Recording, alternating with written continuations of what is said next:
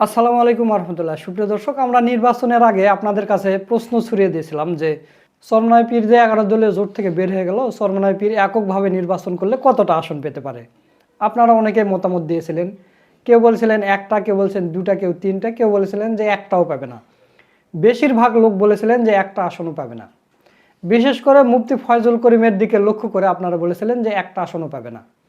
তো মুফতি ফয়জুল করিমের কিন্তু দুইটা আসনে জামানত বাজেয়াপ্ত হয়েছে। দুইটা আসনে সে ভালো ফল করতে পারেনি।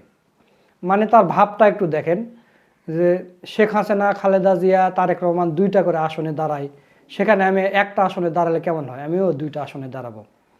তো ফয়জুল করিম দুইটা আসনে দাঁড়াইছে, দুইটা আসনে জামানত বাজেয়াপ্ত হয়েছে, ফেল করছে।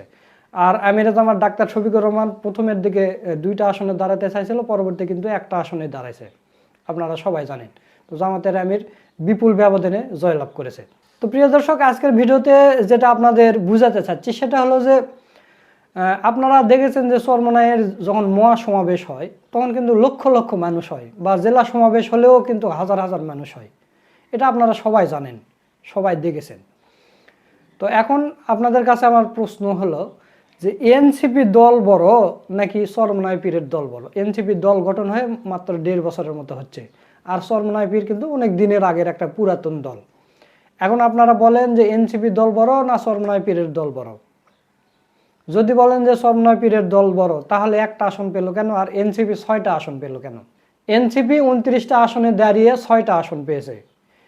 আর এবারের ফলাফলকে, মানে ফলাফলের সাথে কিভাবে যুদ্ধ করে এই ফলটা নিয়ে আসতে হয়েছে, কত প্রকার কি ইঞ্জিনিয়ারিং হয়েছে সেটা আপনারা সবাই জানেন। সুষ্ঠুভাবে যদি ফলাফল দেওয়া হতো তাহলে হয়তো আরও অনেকগুলো আসন পেত, ওগুলো আমরা ধরলাম না। তো এই ফলাফলের সাথে যুদ্ধ করেও 29টা আসনে এনসিপিরা 6টা আসন পেয়েছে। আর 269টা আসনে নির্বাচন করে চরমনাই পীর পেয়েছে মাত্র একটা আসন। তাহলে কোন দলকে আপনি বড় বলবেন? আর এই 6টা আসন পাওয়ার ক্রেডিটটা কি? এনসিপি নতুন একটা দল, এবারে সেই দলটা আত্মপ্রকাশ করছে এবং এনসিপি 6টা আসন পেয়েছে জামাতে ইসলামের সাথে জোট করার কারণে।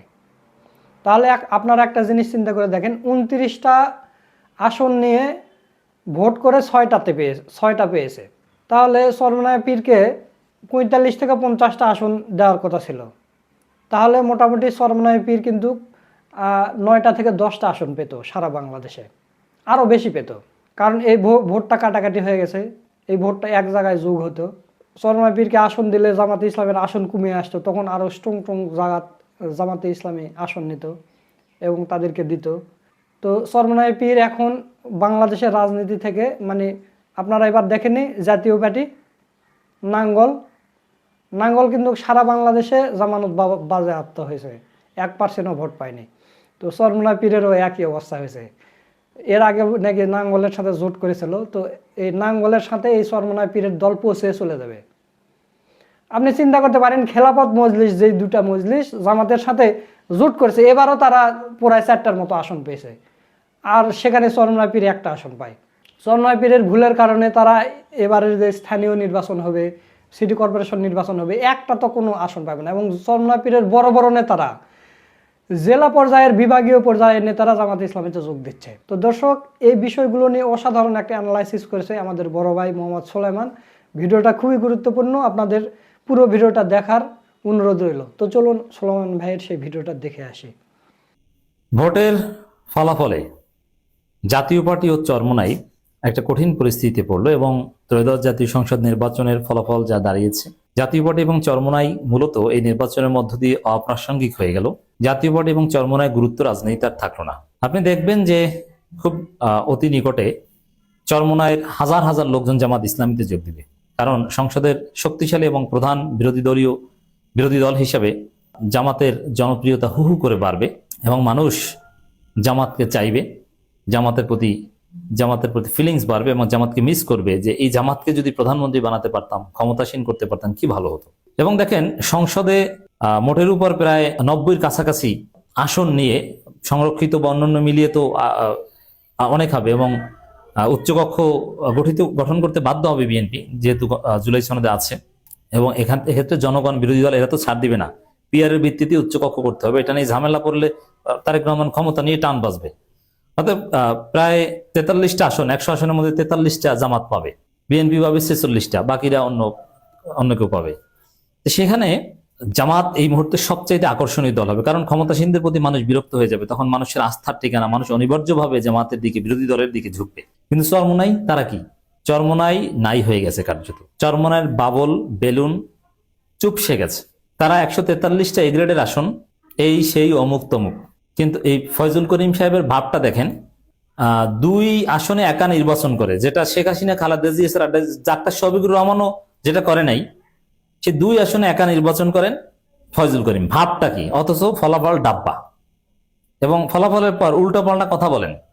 চরমোনাইয়ের লোকজন এখন খেপছে তার উপর, যে এই লোক চরমোনাইকে ডুবিয়েছে, এর অহংকার, এর ভাব, এর বেপরোয়া আচরণ চরমোনাইকে ডুবিয়েছে। আজকে নির্বাচনের পর চরমোনাই অপ্রাসঙ্গিক।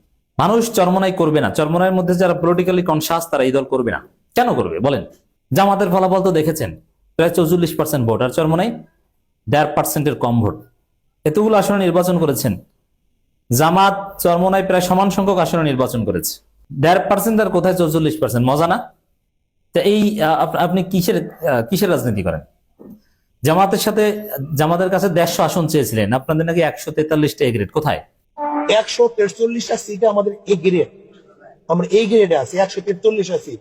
তো এই যে চাপাবাজি, এটা ফুটো হয়ে গেছে এই নির্বাচনের মধ্য দিয়ে, ফলাফলের মধ্য দিয়ে এটা স্পষ্ট হয়েছে।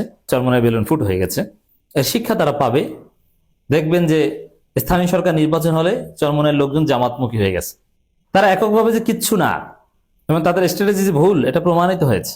এবং একজন যে এমপি হয়েছে, আপনারা যারা জানেন না তাদের অবগতির জন্য জানাচ্ছি, একজন যিনি এমপি হয়েছেন তিনি জামাতের সহযোগিতা হয়েছেন। হ্যাঁ, চরমোনাই যে কাজটা করতে পেরেছে, অনেক জায়গায় জামাত তাদের কারণে হেরেছে। তারা জোটে থাকলে হয়তো বা জিতত। যেমন 53 জায়গায় 5000 ভোটের ব্যবধান হেরেছে জামাত। তো ওখানে চরমোনাই থাকলে ওই 53 জায়গায় জেতাটা খুব ইজি ছিল।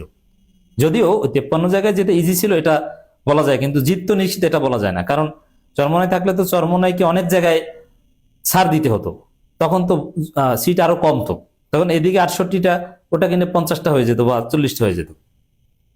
তারপরও জোট থাকলে ভালো হতো, এটা অস্বীকার করার কোনো সুযোগ নেই। কিন্তু শিক্ষাটা তো পেয়েছে চরমোনাই। তাদের নেতা ফয়জুল করিম, তার এই জামানত নাই নেই অবস্থা। 12% ভোট পেতে হয় কাস্টিং ভোটের, জামানত রক্ষা করতে হলে। এক জায়গায় জামানত রক্ষা হবে। তো দর্শক, অধিকাংশ প্রার্থী জামানত রক্ষা হয়নি। গড়ে ভোট পেয়েছে 5000, 6000। পুরো নির্বাচনী আসনে 5000, 6000, 6200 এরকম। পুরো বগুড়া মিলে 16000 এরকম। কোথাও কোথাও 7 কোটি ভোটের মধ্যে 7 কোটি প্লাস ভোট পড়েছে, তার মধ্যে এদের ভোট 15 লাখও না। এর মানে মহাসমাবেশে যে পরিমাণ লোক হয়, ওই পরিমাণের বেশি ভোট তারা পায় না মনে হয়। আর এখন তো জামাতের সাথে কিছুদিন মিশে জামাত সম্পর্কে চরমোনাই ভুল ভেঙেছে, যার ফলে চরমোনাই জেলা সেক্রেটারিও জামাতে যোগ দিয়েছে, এবং কওমি আলেম ওলামারা অনেকে জামাতে যোগ দিয়েছে। জামাতের আকর্ষণ বাড়বে। বিরোধী দলের প্রতি মানুষের আকর্ষণ বেশি থাকে, সরকারের প্রতি মানুষ ক্ষুব্ধ হয়ে যায়, তখন চরমোনাই থেকে জামাতে যোগদান, বিশেষ করে স্থানীয় সরকার নির্বাচন হলে এটা বেশি পড়বে। তো এই চরমোনাই একটা শিক্ষা পেল, এবং জাতীয় পার্টি এর মধ্যে দিয়ে মূলত এখন চরমোনাই রাজনীতি নাই। কেন নাই? কেন চরমোনাই করবো ভাই? এরা কারা? এরা কি কি কি করেছে? এককভাবে নির্বাচন করে কি করেছে? এটা কি ক্ষমতার জন্য রাজনীতি করে না? ঠিক আছে, একজন যিনি এমপি হয়েছেন তাকে সংসদে পাঠাইন না, ক্ষমতা দেওয়ার দরকার নাই। যে সংসদে শরিয়া আইন নাই সেখানে যাবেন না। এখানে তো নারী আছে, বেপর্দা আছে, নারীর পাশে কিনে একটা সিট দিয়ে দেয় চরমোনাই যিনি জিতেছেন তাকে, তখন। এবং স্পিকার, ডেপুটি স্পিকার একজন যদি নারী হয়ে যায়, তখন তো তার কথায় কান ধরে উঠবস করার মতো, কারণ স্পিকারকে মাননীয় মাননীয় বলতে হয়। মজা না? কেন থাকবে এই নাজায়েজ সংসদে, শরিয়া আইন বিরোধী সংসদে? দেখি কি করেন। এই রাজনীতি, গণতান্ত্রিক নির্বাচন ইজ ডিফারেন্ট। শরিয়া আইনের পক্ষে জামাত, চরমোনাই সবাই সমানভাবে। কিন্তু আপনি নির্বাচনে যেভাবে শরিয়া আইন নিয়ে এসেছেন, এটা একটা অপরাজনীতি ছিল। তা আপনি ধরা খেয়েছেন, আপনার কোনো প্রাসঙ্গিকতা বাংলাদেশে নাই। এত বড় দল, দেখেন এখানে এনসিপির মতো সদ্য গজানো একটা দল, যারা 6টা সিট পায়, চরমোনাইয়ের মতো এত বড় একটা দল, যাদের মহাসমাবেশে এনসিপি সারা বাংলাদেশে, চরমোনাই একটা জেলা শাখায় যে পরিমাণ সমাবেশে লোক হবে, এনসিপি মহাসমাবেশ করে অত লোক জড়ো করতে পারবে না। অতএব সেই জায়গায় এনসিপি সিট পায় 6টা, আর চরমোনাই একটা। তাহলে চরমোনাই কততম দল? চরমোনাই যেতে খেলাফত মজলিস বড় দল। খেলাফত মজলিস রিকশা এবং ঘড়ি, এই 2 খেলাফত মজলিস চরমোনাইয়ের চেয়ে বড় দল। এরা 4টা সিট পেয়েছে, আর চরমনাই পেয়েছে একটা। ভোটের পার্সেন্টেজ কত? Less than 1.5%। এত বড় বড় কথা বলেন, 8% ভোট, 9% ভোট, আপনাদের ভোট তো লেস দেন 1.5%। এখন তো এই চরমনাই অপ্রাসঙ্গিক হয়ে গেছে এই নির্বাচনের মধ্যে দিয়ে। নাম্বার 1। জাতীয় পার্টিও একটা ধরা খেয়েছে। জাতীয় পার্টি, এরশাদের দল ক্ষমতায় ছিল, অমুক তামুক কত কিছু, লাঙ্গল প্রতীকে জিএম কাদের থেকে শুরু করে কত নির্বাচন করলো, সারা বাংলাদেশে ছিল কম বেশি, কিন্তু কই কিছু তো পালো না। জাতীয় পার্টিতে ধনচা, জাতীয় পার্টির কোনো ভোট নাই, কোথাও জামানত রক্ষা হয়নি, 2 জায়গা বাদে। এর মানে এই নির্বাচন অনেক হাবিজাবি পার্টিকে খেয়ে দিয়েছে, আবার অনেক পার্টি বিএনপি খেয়ে দিয়েছে। একটা পার্টি এহসানুল্লাহ নাকি দল বিলুপ্ত করে বিএনপিতে যোগ দিয়েছে, বিএনপির পরাজিত ক্যান্ডিডেটের কাছে হেরে গিয়েছে, বিএনপি বিদ্রোহী প্রার্থীর কাছে হেরে গিয়েছে। মজা না? তো এই জায়গায় জাতীয় পার্টি এবং চরমনাইয়ের অধ্যায়ের সমাপ্তি। জাতীয় পার্টি একদম নাই হয়ে যাবে এই ভোটের মাধ্যমে। আওয়ামী লীগের দালালি, ভারতের দালালি, এগুলো একদম কালের বিবর্তনে একদম হারিয়ে যাবে। চরমনাই যেহেতু এটা একটা ব্যবসা এবং পীর হিসাবে, তরিকতের একটা দরবার হিসাবে ভালো, আমি সাপোর্ট করি।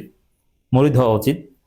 মুরিদ থাকবে, কিছু রাজনৈতিক দোকানদারি থাকবে, কিন্তু রাজনীতি তাদের কোনো ফিউচার নাই।